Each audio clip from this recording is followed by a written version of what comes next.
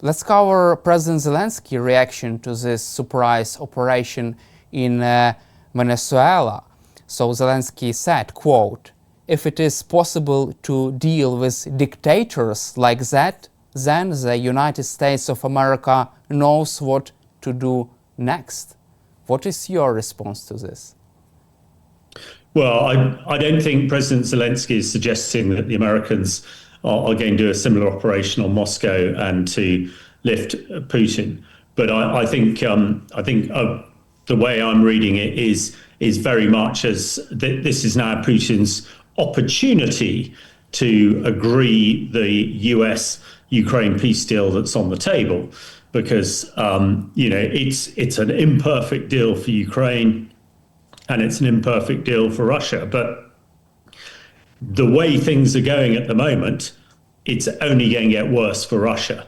So I'm assuming that what President Zelensky is saying is take your chances now, President Putin, because it's going to get worse and worse and worse. So this offer on the table that he is prepared to sign on behalf of the Ukraine people is the best that Russia's going to get.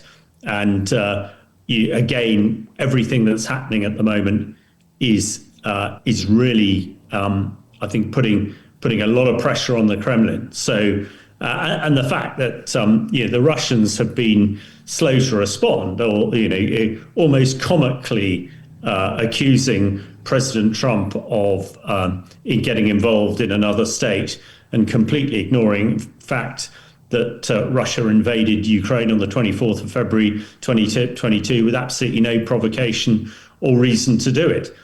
President Trump has said he's captured Maduro because of his narco trafficking and a whole host of other issues.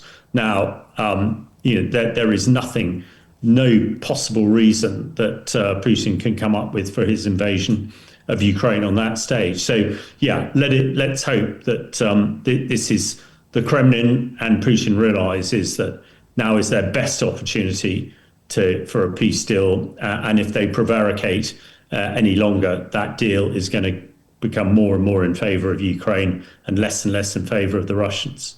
Let's also cover your recent article for The Telegraph about Putin and his problems inside Russia, with title "Putin is about to be knocked off his perch when the internal propaganda collapses, regime soon could follow." Could you please provide us with more details about these insightful articles and how could this relate to current situation? Well, I think it absolutely relates to the current situation. First of all, I discussed the peace deal that is on offer, which President Trump is pushing, and President Zelensky says that it's 90% agreed. When you look at it, I think I say in the article, this is not perfect for Ukraine. We absolutely accept that, but the deal is far from perfect. Well, from Putin's original ideas, his plan was to completely subjugate Ukraine. Now, the deal that he's got here is, first of all, the Donbass is turned into a non-military economic zone, and Russia is going to have to withdraw some forces. President Trump is also talking about Western boots on the ground, predominantly American, British, or predominantly British and French boots on the ground, which the British government seems to be agreeing to. And again, this seems to be, this in the past has been a red line for Putin. On a similar fashion, the whole idea of Ukraine joining NATO. And there is no question in the peace plan that Ukraine will join NATO, certainly not for 15 years. And the 15-year security guarantee is a NATO guarantee. And one assumes the Russians are looking at that as sort of joining NATO by stealth, however they want to put it. So actually, an awful lot of things are not going right. We then look at the internal issues. And I think when I talk about when propaganda falls down, the regime can fall as well. And really looking at the whole business around the alleged attack on Putin's palace, one of his many palaces, which are protected by the best Russian air defense system. I mean, it's rather important that Putin rather protects himself than his troops who are fighting on the ground. I mean, that's perhaps another issue.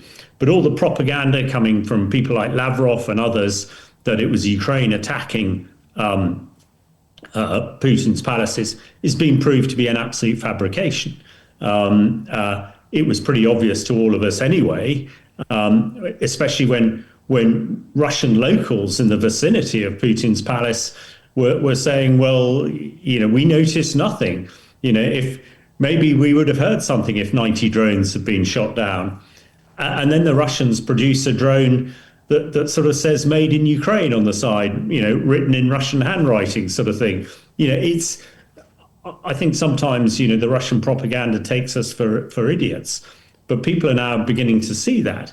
So when you put all of that together, and then you throw on the Operation Absolute Resolve, the operation in Venezuela, you can see that, but Putin's position may be getting a bit more tenuous, which is, back to the last question, is why, hopefully he is seeing that the deal on the table at the moment is the very best he can get. And he needs to agree to it pretty soon before Trump, looks to Eastern Europe. Now he is taking so many plaudits for his successful operation in Venezuela. From your perspective, it could be a difficult question to discuss, but what are the chances of similar operation of US against Putin's regime, maybe in another form or shape? Well, I would be very surprised if the Americans directly got involved in something like this. One mustn't forget that, of course, President Trump is very materialistically driven. It would appear the main reason he has captured Maduro is so that he can get his hands on Venezuelan oil, rather than perhaps preventing, more narcotics and drugs coming into the US. In a similar fashion, I think President Trump wants to see how much money he can make out of the conflict in what's happening in Russia and what's happening in Ukraine. So one has to be slightly circumspect about that. But I go back to one of my earlier points. When you look at some of the deep operations by the Ukrainian Secret Service, they appear to have the hallmarks of this type of operation.